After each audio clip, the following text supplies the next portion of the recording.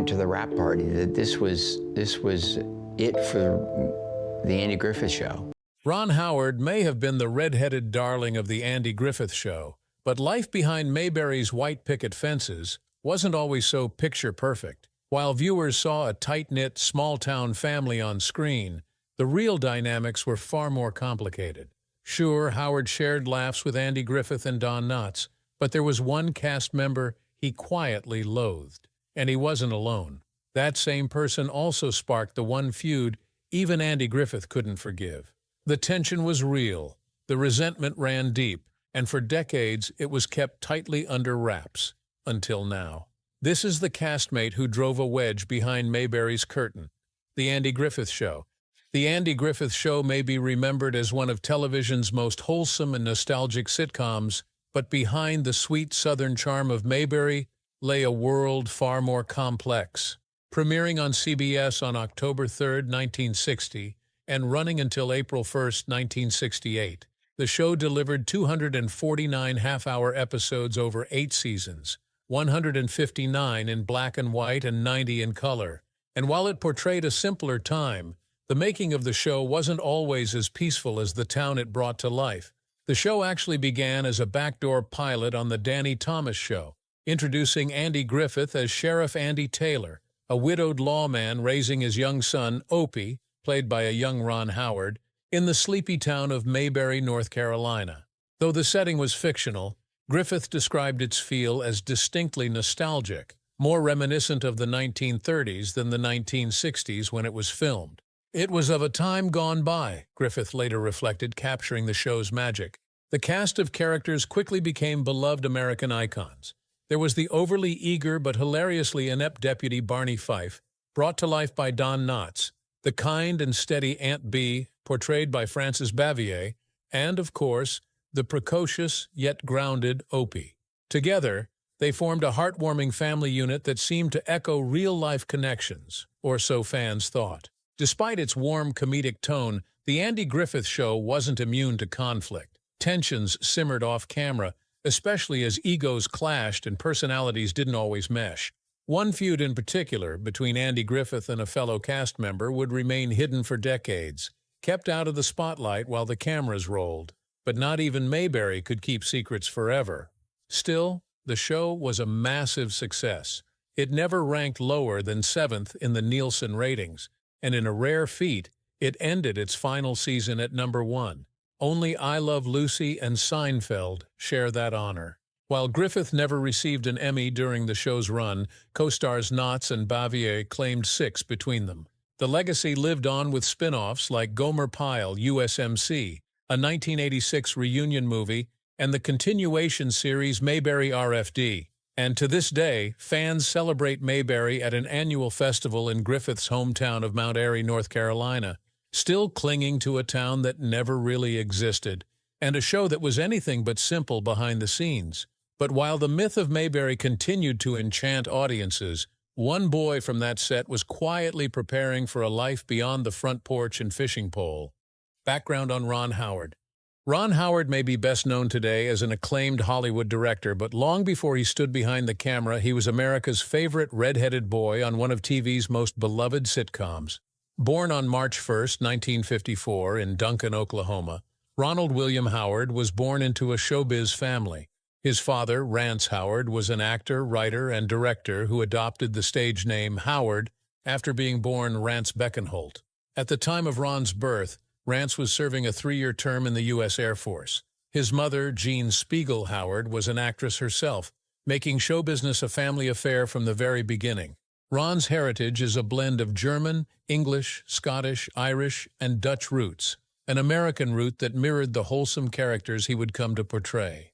He was educated partly on the sets of studios like Desilu, where he was tutored as a working child actor, and partly in California's Burbank schools, including John Burroughs High School. Though he later attended USC's prestigious School of Cinematic Arts, he didn't graduate. His calling was already pulling him elsewhere. By the age of 5, Ron Howard had already racked up an impressive resume. His first credited film role came in The Journey, and he soon popped up in various TV shows like The Twilight Zone, The DuPont Show with June Allison, Dennis the Menace, and The Many Loves of Dobie Gillis. But his true breakout came in 1960, when he landed the role that would change everything, Opie Taylor on The Andy Griffith Show. Credited then as Ronnie Howard, he played the young son of Sheriff Andy Taylor, Andy Griffith, for all 8 seasons of the series. Looking back on his first days on set, Howard once recalled being preoccupied with a toy turtle he had to pretend was real and dead. "I remember him looking at that little turtle and talking to me about how it was kind of funny to have to pretend that it was dead," he said. "So I recall just a very relaxed first impression. That balance of gentle guidance and subtle humor was exactly the kind of tone that defined the series." Even though it aired in the 1960s, The Andy Griffith Show deliberately leaned into a tone of old-fashioned Americana. It was timeless, nostalgic, and radiated the warmth of a simpler era. Alongside Don Knotts' unforgettable portrayal of Barney Fife, Frances Bavier's wise and nurturing Aunt Bee, and a colorful ensemble of Mayberry townsfolk, the show became a staple in American homes. Though it never won an Emmy for Outstanding Comedy Series, it was nominated 3 times, and co-stars Knotts and Bavier won 6 acting Emmys between them. But Howard's career didn't stop when The Andy Griffith Show ended. In fact, it only picked up steam. In 1974, he found a second wave of fame playing Richie Cunningham on Happy Days. What began as a segment of Love, American Style, quickly spun off into a hit series. As the wholesome, clean-cut Richie, Howard played the perfect foil to Henry Winkler's leather-jacketed, street-smart Fonzie. On set, their chemistry was real, both on screen and off, and the duo helped catapult the show into pop culture legend. Still, Howard had his sights set beyond acting. Even while filming Happy Days, he was already exploring life behind the lens. His directorial debut came with the 1977 film Grand Theft Auto, a low-budget action comedy co-written with his father. The opportunity was part of a clever deal with producer Roger Corman. Howard would star in Eat My Dust in exchange for the chance to direct his own film. It was a turning point. Throughout the late 70s and early 80s, Howard directed several TV movies for NBC, including the 1980 film Skyward, starring screen legend Bette Davis. But his big break as a director came in 1982 with Night Shift, a wild comedy featuring Shelley Long, Michael Keaton, and Henry Winkler. It marked Howard's arrival as a new creative force behind the camera. From there, he was unstoppable. In 1984, he directed Splash, a romantic fantasy comedy starring Tom Hanks, Daryl Hannah, Eugene Levy, and John Candy. The film was both a box office and critical success, proving Howard could deliver hits with heart, humor, and wide appeal. What began with a toy turtle and a role as Opie Taylor became a lifelong career. Ron Howard was never just a child actor. He was a storyteller in training. And once he stepped behind the camera, he made sure Hollywood never forgot it. But before the awards, the box office triumphs, and the directorial acclaim, Howard cut his teeth on a set that wasn't nearly as sunny as it seemed. Behind the gentle pace of life in Mayberry, real tension simmered. Tension that no camera could fully capture. Tensions on the set of The Andy Griffith Show. The drama on The Andy Griffith Show didn't just unfold in front of the camera. In fact, some of the most emotional storylines were happening behind the scenes, between 2 of the show's biggest stars. Andy Griffith and Frances Bavier were television royalty, iconic figures of mid-20th century entertainment, best known for their warm portrayals of Sheriff Andy Taylor and Aunt Bee. But while they radiated harmony on screen, off-screen their relationship was anything but friendly. Much like the famously strained friendship between Selena Gomez and Francia Raisa, the tension between Griffith and Bavier added a dramatic layer to an otherwise feel-good classic. For decades, this rift has sparked curiosity among fans and entertainment historians alike. The root of their friction lay in deep personality clashes and differing professional values. It wasn't a brief misunderstanding. It was a Cold War that quietly simmered behind Mayberry's white picket fences and followed them long after the final episode aired. This behind-the-scenes feud, often whispered about but rarely confirmed, has become part of the show's deeper legacy, one that complicates the rosy nostalgia viewers associate with The Andy Griffith Show. At the show's heart was Andy Griffith, playing the calm and collected Sheriff Andy Taylor. With a steady hand and a disarming smile, Sheriff Taylor brought peace to Mayberry without ever raising his voice. He was a widowed father, a wise lawman, and a steady moral compass for the town, balancing parenting, policing, and neighborly disputes with timeless grace.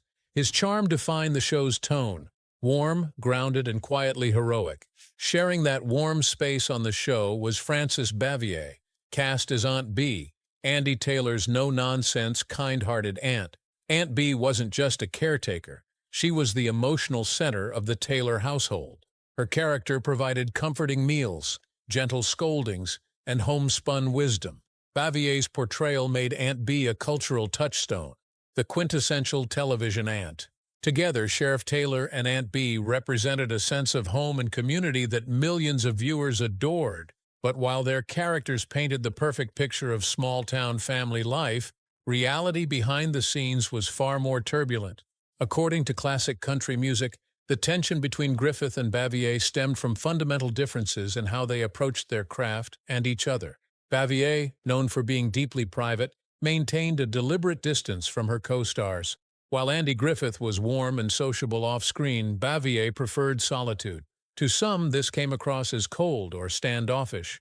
But it wasn't just her reserved nature that caused friction. It was her exacting standards. She took her role seriously and expected the same from everyone around her. Ron Howard, who played little Opie Taylor, has often spoken about the positive impact Griffith had on the set. However, Howard Morris, who played Ernest T. Bass and directed several episodes, once described working with Bavier as like navigating a landmine. A seemingly simple direction, such as asking her to move a few inches for camera framing, could trigger strong resistance. She was particular about her space and presentation, and any challenge to that was unwelcome. Her precision, while admirable, sometimes led to uncomfortable standoffs with her colleagues. In an interview cited by Cheat Sheet, Griffith himself shared one memorable and painful attempt at reconciliation. He had once visited Bavier unannounced at her home, hoping to mend fences. The gesture backfired. Bavier, fiercely protective of her privacy, was not pleased by the surprise visit. Rather than healing old wounds, the encounter deepened them, reinforcing the wall between them. But as life has a way of humbling even the most resolute hearts, change eventually came. Near the end of her life, Bavier was battling cancer, a fight that brought with it moments of reflection. She picked up the phone and called Griffith. After years of tension, she was ready to speak honestly. Griffith later recalled the moment, saying Bavier apologized sincerely. "I'm sorry we didn't get along better. It was my fault." She admitted to being difficult, acknowledged his leadership on the show, and credited him with much of its success. It was a powerful gesture, one that finally put to rest years of unresolved emotion. Frances Bavier passed away in 1989 at the age of 86. Though raised in New York City, she spent her final years in North Carolina, the very place her character Aunt Bee had lived on screen. She retired from acting in 1972 and embraced a quieter life in Siler City, a small town where she found peace and connection. Locals recall her as private but kind, a far cry from the misunderstood persona she carried in Hollywood. Toward the end of her life, Bavier struggled with serious health problems, particularly heart-related complications. She spent her final days under medical care at Chatham Hospital. Just a week before her passing, she was released from the coronary care unit, though her condition remained fragile. While her official cause of death was never publicly confirmed, many believe it was due to her ongoing heart issues. Even in her final chapter, she maintained the same dignity and reserve that had defined her life and career. Andy Griffith would also live to the age of 86. According to CNN Entertainment, he passed away quietly at his home on Roanoke Island, North Carolina, early one Tuesday morning. The specific illness that led to his death was not disclosed, but his passing marked a deep loss in the world of entertainment. Griffith's family released a statement confirming he had been buried in Roanoke Island, his beloved sanctuary, and the place where he'd found personal peace. The passing of both stars marked the close of an era, but it also reminded fans of the deeper stories that exist behind television's polished surface. Even though Andy Griffith and Frances Bavier spent many years at odds, they eventually found the grace to reconcile. In the end, it wasn't about who was right or wrong. It was about two artists recognizing the humanity in each other and choosing to let go. The legacy they left behind is one of talent, heart, and ultimately forgiveness. And while the Andy Griffith Show chapter closed in Ron Howard's early life, there was another story which was quietly unfolding. A match made in heaven. There's a kind of love that doesn't make headlines every day. It doesn't scream or demand the spotlight. It just endures, quietly, steadily, decade after decade. That's the love story of Ron and Cheryl Howard. Hollywood has no shortage of whirlwind romances, public heartbreaks, or headline-grabbing flings. But in the middle of all that noise, Ron and Cheryl built something rare, something real. On June 7, 2025, they celebrated 50 years of marriage, half a century of growing, dreaming, building, and still choosing each other every single day. Ron marked the golden anniversary with a photo of the two of them standing on the beach at sunset. No big production, no red carpet, just the warm glow of twilight and two people who've spent most of their lives in sync. He said he was grateful for the family, the memories, and the journey. Describing their love as a river ride through calm waters and tricky rapids, he credited their success to a simple secret. They just kept paddling. They were only 16 when they met, two teenagers in California with bright eyes and bigger dreams. He had freckles and that famous red hair. She had a quiet strength and the kind of presence you don't forget. He always said there was never anyone else. She was it. Their first date was classic 1970s romance. Ron picked Cheryl up in his mint green Volkswagen Beetle, took her to the movies, and then they grabbed pizza. The car was nothing fancy, but it got them where they needed to go. Years later, Ron would laugh and say, "It still runs great. So do we." 5 years after that date, they stood in Burbank, California, and said, "I do." It was June 1975. The guest list included friends, family, and a few Happy Days co-stars, including the late Tom Bosley. Ron had just started on the sitcom a year before, and life was moving fast. But he knew Cheryl was his constant, and yet she didn't say yes right away. In fact, it took 3 proposals. Cheryl, always thoughtful and intentional, told him she wasn't ready, not yet. She had things she wanted to do, school, life, a future she could shape for herself before tying it to his. Their daughter Bryce would later describe her mom as a force of nature, the kind of woman who kept everyone grounded, even Ron. Looking back, Cheryl said it was Ron's love for storytelling that drew her in. It still does. Together, they raised 4 children, including Bryce and Paige, who followed them into the world of film. But the Howards were never just a Hollywood family. They were a team, a unit. Cheryl once wrote that their shared passion for stories brought them together, and it was clear that love became the greatest story they ever told. Their daughters often describe Cheryl as the heart of the family. Paige once said that trying to explain how much they loved their mother brought tears to her eyes. She called Cheryl the stars, the sun, and the moon, their guiding light. Still, it wasn't always easy. Ron admits it takes more than just love. Communication matters. So does luck. But most of all, he says, you have to grow together. You have to change, adapt, let each other evolve, and keep finding your way back to the middle. That's how their chemistry stayed strong. That's how their lives remained aligned, even as their worlds expanded. Ron says he feels supremely fortunate, not just for their love, but for the lessons, the blessings, and the quiet understanding that has carried them through 5 decades. From late nights with newborns to early call times on set, from heartbreak to celebration, they've lived it all, together. For their anniversary in 2023, Ron surprised Cheryl by taking her for a drive in that same mint green VW Bug. Yes, the one from their very first date. They took the long way, let the wind in, and remembered where it all began. No fancy restaurants, no champagne toasts, just the road, the engine's soft hum, and 50 years of memories between them. Hollywood often forgets the quiet kind of love. The patient loves, the kind built not in fairy tales, but in kitchens and minivans and sleepy good nights. But Ron and Cheryl didn't forget. They've lived it, protected it, nurtured it. Their love story isn't loud. It doesn't need to be. It's steady, rooted, eternal. And after 50 years, it's still just getting good. Ron Howard's controversies. Very few actors are able to leave a lasting mark both in front of the camera and behind it. But Ron Howard is one of the rare few who did it, and did it better than almost anyone else. He's part of a very small club that includes big names like Clint Eastwood, Greta Gerwig, Jordan Peele, Bradley Cooper, and George Clooney. But unlike most of them, Howard is more famous for the movies he's directed than the ones he's acted in. It all started with television. In the 1960s and 70s, his face was everywhere. As little Opie in The Andy Griffith Show and later as Richie Cunningham in Happy Days, Howard became one of America's most loved child stars. But behind that friendly face was someone watching and learning, preparing for something much bigger. In 1977, he took his shot at directing with a wild little film called Grand Theft Auto.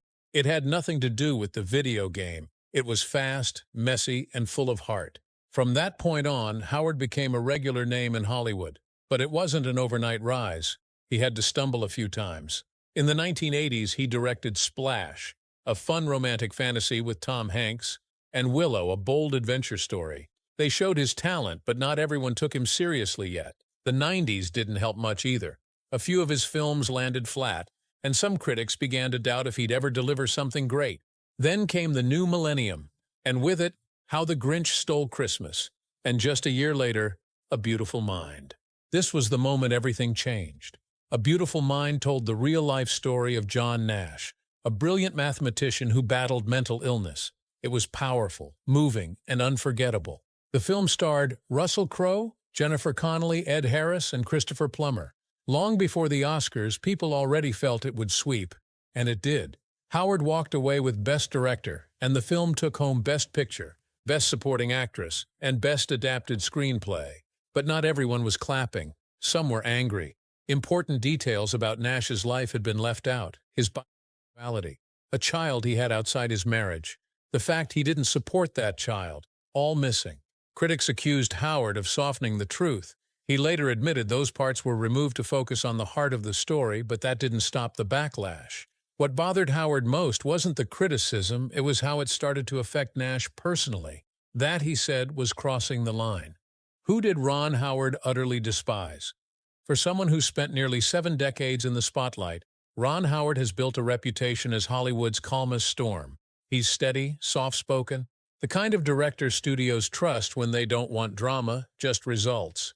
But even a man like that has lines he won't let others cross. And in the last few years, those lines have gotten clearer. Howard once turned J.D. Vance's best-selling memoir Hillbilly Elegy into a high-profile Netflix film. It was a project Howard approached with care, focusing on the grit and resilience in Vance's upbringing. At the time, politics didn't dominate their conversations. Vance wasn't a senator then. He wasn't even involved in politics. That suited Howard just fine. He wasn't looking for a policy partner, he was looking for a story. But the man Howard once tried to understand has since taken a different path. Vance is now a politician, possibly on the verge of becoming vice president. And his current rhetoric? It's a world apart from the person Howard once knew. The filmmaker has made it clear, without any dramatic outbursts, that he's both surprised and disappointed by what Vance has become. Howard isn't one to lash out publicly. That's never been his style. But this time something cracked. For someone who has spent his career avoiding controversy, his recent tone carried weight. The shift wasn't just political, it was personal. Not unlike another moment in his life many decades earlier, when a seemingly sweet co-star made life on set far from wholesome. Long before A Beautiful Mind or Apollo 13, Ron Howard was a child star on The Andy Griffith Show, America's favorite feel-good series. On screen, it was all folksy charm. But behind the scenes, things weren't always sunny in Mayberry. Most fans assumed the cast got along just as well off-camera as they did on it. But there was one cast member young Ron dreaded sharing scenes with, Frances Bavier, better known as Aunt B. She was stern, cold, and never treated him like the adored kid America thought he was. While the audience saw a loving aunt fussing over her nephew, Howard saw something else entirely. Someone rigid, demanding, and almost impossible to connect with. Even decades later, when asked about his time on the show, Howard never pretended Aunt B was his favorite memory. Back then, of course, Howard didn't speak out. He was just a boy playing Opie. He kept his head down, did his job, and smiled through it. But there were moments when that smile slipped, like during the infamous Pickle Story episode where Opie had to devour jars of Aunt B's famously awful pickles. What audiences didn't know was that Ron absolutely hated pickles, eating them over and over for multiple takes, pure misery. And working opposite Bavier during that scene, the emotional cherry on top. That tension stayed buried for years, never fully addressed. But those who knew the cast behind the curtain would later confirm it. Howard and Bavier simply didn't get along. She wasn't cruel, but she was icy. She never warmed to him. And as he grew older, that distance didn't fade from memory. It lingered, not in bitterness, but in clarity. Howard had learned early what it felt like to work with someone who made you feel small. So when J.D. Vance began speaking in ways that clashed with the vulnerable story Howard once tried to share, it triggered something old. This wasn't just politics. It was about trust, empathy, and being blindsided by someone you once thought you understood. He didn't have to call anyone out. The silence between his lines said enough. Years earlier, Howard had faced criticism for A Beautiful Mind, too. The film swept the Oscars, but it also drew backlash for omitting major truths about its subject, John Nash. It was a reminder that telling someone else's story, especially someone complicated, comes with risk. If you soften the edges, someone will notice. If you tell too much, someone will protest. Either way, the storyteller carries the burden. And now, watching Vance's political rise, Howard is carrying another.